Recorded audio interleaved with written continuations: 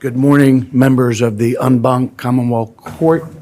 My name is George Bochetto, and I represent the petitioners here and the appellants. The appellants, by the way, as the President Judge just mentioned, not only includes the Conference of Presidents of major Italian-American organizations throughout the United States, but also includes Councilman Mark Squilla, the 1492 Society, as well as Jody Della Barber and the Grand Lodge of Pennsylvania. So frankly— Excuse me, counsel, I don't mean to interrupt, but did you wish to reserve any rebuttal time? Thank you so much. You're 2 welcome. minutes, if I may. Okay, Thank good. you. Thank you. Sure, you got it. So here's the case. Can the mayor unilaterally, the mayor of Philadelphia, unilaterally replace the Columbus Day holiday with Indigenous Peoples Day holiday? This case is not about whether the city can enact or recognize an Indigenous Peoples holiday. Have at it, no problem, at least as far as us Italians are concerned.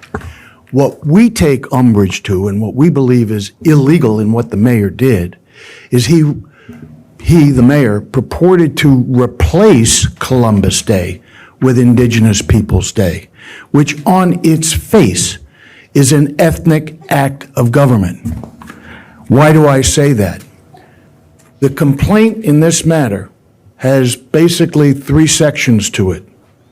Counts 1 through 15 relate to the violation of the Pennsylvania Constitution's Equal Protection Act, which is broader than the federal Equal Protection Act. But is Christopher Columbus known for being Italian, or is he known for his acts of discovering America? And what are we really, what is the state or the country really celebrating? I mean, does it go because he's Italian or because of his accomplishments? Both. His accomplishments certainly are celebrated, but the history of the Columbus Day holiday, both at the federal level and the state level, follow the New Orleans lynching of 11 innocent Italians in mob fashion and in a totally discriminatory fashion. And the President of the United States was so outraged at the actions of New Orleans that in order to reinforce and redeem the significance of the Italian-American presence in this country, declared that Columbus Day, the 12th day of October, will henceforth be a national holiday known as Columbus Day. The Commonwealth of Pennsylvania similarly legislated. There's 2 different statutes that recognize Italian heritage as well as the discovery of America. So, I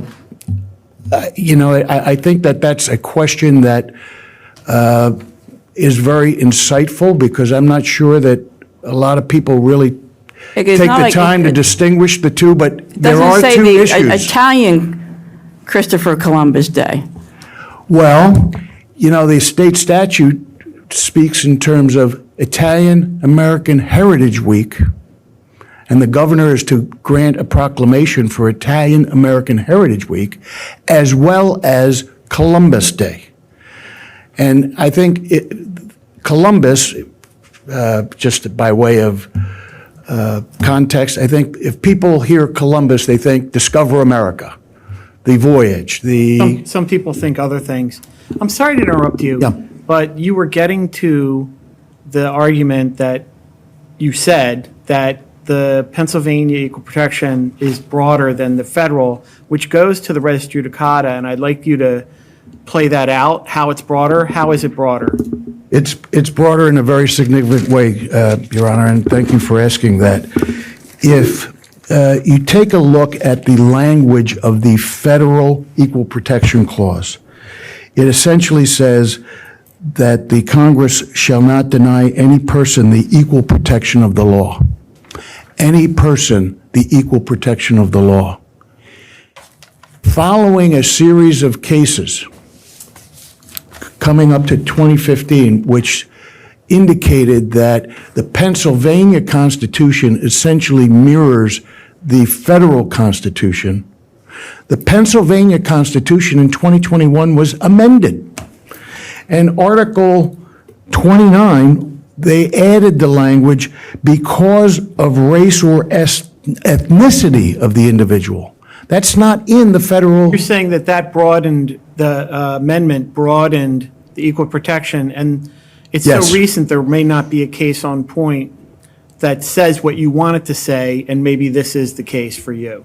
Exactly correct, Judge. And that's why in our briefs, we do take pains to point out the legislative history of the amendment of the Pennsylvania Constitution. What were the legislators thinking? What was their purpose in amending the Pennsylvania Constitution? And I think if you take a look at that history, you'll see that very clearly they wanted to extend, they wanted to broaden the protections So your over the argument is federal that- standard. Your argument is that the trial court committed an error of law by saying that the Commonwealth's equal protection clause is the same as the federal, and that's something we can review de novo.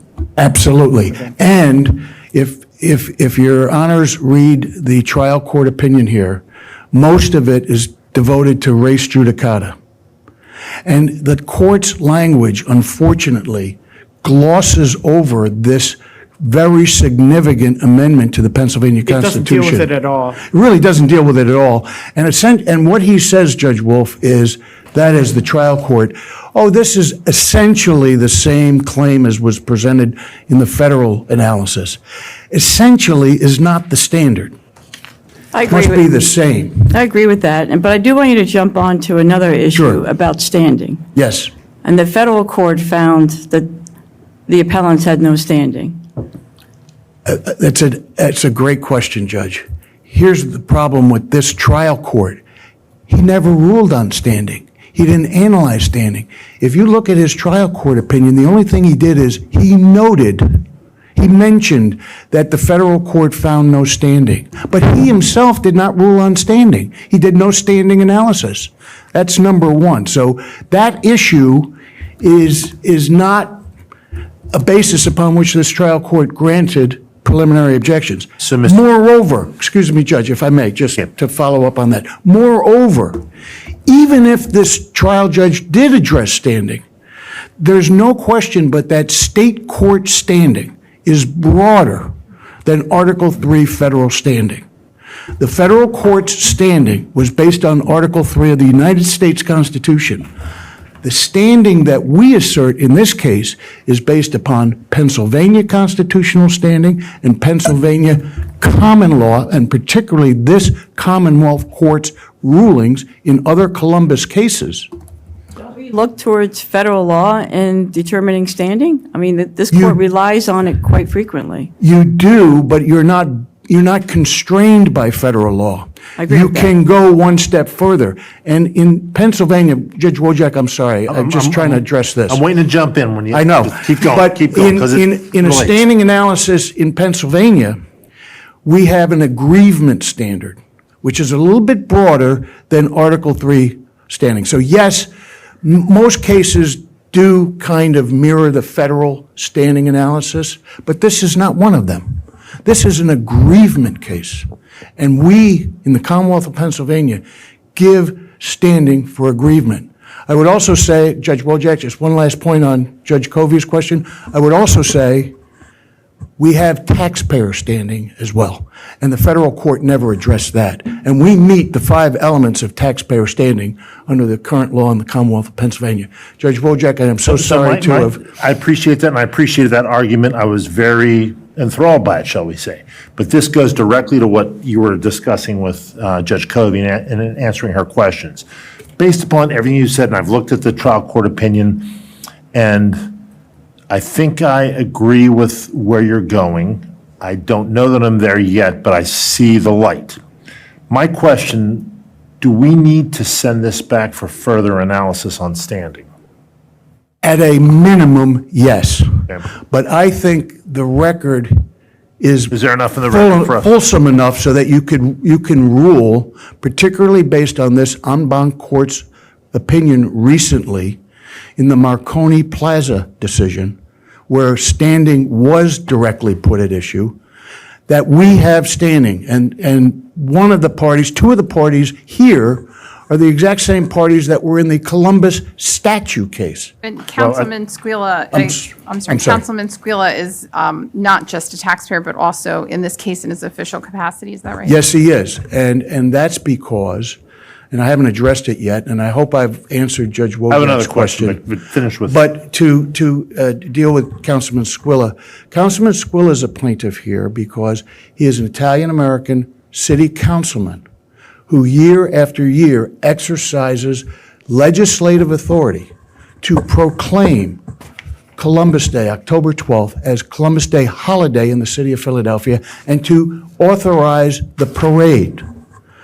The mayor's executive order infringes upon his ability, which he has exercised for many, many years, repeatedly, to make those resolutions on behalf of city council. And of course, that's a violation of the city charter, because the city charter limits the mayor and constrains the mayor not to infringe upon the legislative power of city council. That's one of two violations of the city charter. Can he still have the parade and do everything? Like, he's not prohibited from that. Well, here's the problem. As a practical matter, it's very, very difficult. First of all, when they take away the Columbus Day parade, they take away the permit.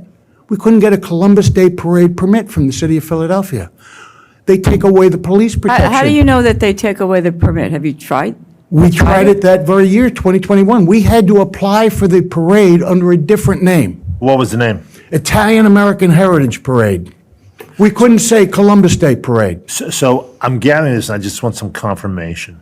Your issue is with the executive order that took Columbus Day and struck that from the records. Correct. And replaced it with Indigenous Indigenous Peoples Day. Peoples Day. So as we know, we have 365 days, some years 366 days, but there's many more causes and issues. Would you be satisfied, as if I said in the last case, we took our pen out and struck something out, could we reinstate Columbus Day as well here by order of this court? More to the point, if the mayor or the city just had a joint day, Columbus Day and Indigenous Peoples Day.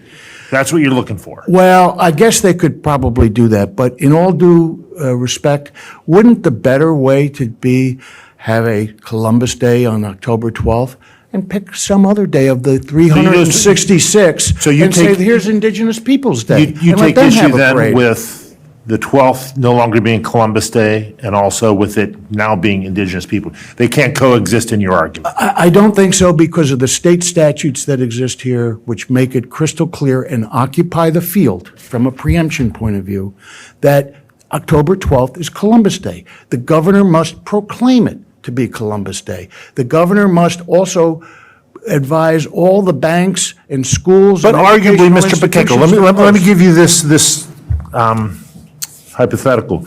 If October 12th happened to be Jason Kelsey's day, are you saying that we can't declare that to be Jason Kelsey Day too? Because Columbus owns October 12th? That's a really tough I question. know, I know. Putting you on the spot. It was hard for him to Answer ask. properly. It's the issue And here, especially though, with counsel. Jason Kels. I The mean, issue good. here is the taking away of something Yes, that the yes. governor has mandated. Yes. So could you address their argument that city council has the exclusive power to declare official city holidays, which is one of their arguments, that they can declare an official city holiday? They have to do it through a procedure, which they didn't follow here. And that's the other Home Rule Charter violation. The Home Rule Charter says if you want to declare or cancel a holiday, you first have to go to the Personnel Director of the City of Philadelphia. Then it's got to go to the Administrative Board and the Civil Service Commission. Guess what, folks? They never did that here. This executive order was inaugurated, promulgated in January of 2021. They never went to the Personnel Director of the Civil Service Commission until December of 2021.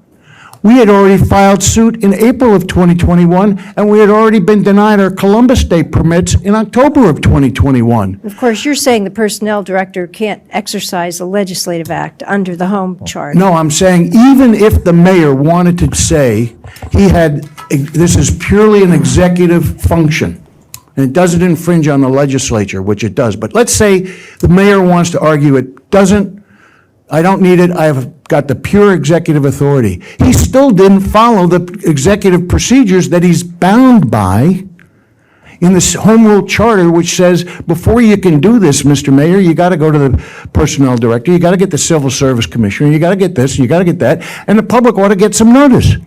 Mayor Kenney dispensed with all that and said, it's done. The mayor doesn't have that authority, and in fact, counsel, esteemed counsel for the city, made the comment, well, there's nothing in the charter that says he doesn't have the power. Oh, yes, there is. Section 1-101 of the city charter says all the power of this municipality is exclusively reserved for city council unless specifically authorized to the mayor. If you take that on its face, and you take council's representation that there's nothing that addresses the issue, that means it's been reserved exclusively for city council. That's number one. Number two, this whole idea about government speech, this court recently, en banc, in the Shenley Park Columbus statute matter, specifically recognized that government free speech, particularly municipal free speech, must not contravene a legislative act. Government free speech by the mayor is not unlimited. If the legislature has exercised its speech, its messaging, we are going to celebrate Columbus Day. We are going to do it statewide. This mayor does not, as a matter of constitutional law and preemption law, does not have the right to say, oh, yes, it does. The simplest analogy I might give you is we all have the right of free speech, but let's say we work in an organization and the president of the organization says, this organization will recognize this particular holiday and all of our employees are going to get the day off. And some divisional chairman in Buffalo, New York says, oh, no, no, no, no. Not for my employees that work in Buffalo. He doesn't have that free speech right. He works for an organization. He's part of the organization's speech. And the superior speech in that organization has spoken, just like it has in this case. And I urge you to not be misled by the so-called poo-pooing of the significance of this issue, which is, oh, it's just ceremonial. It is not ceremonial. This is what our country is founded on. What do you do if every county decides to take action? And all 67 counties say, we're not recognizing Columbus Day, we're renaming it. Not as non-existence, but we have the state statute. Can't do that. That Can't- says we recognize this Yeah, holiday. yeah, you're absolutely right, Judge. Cannot do that. This is a unified Commonwealth.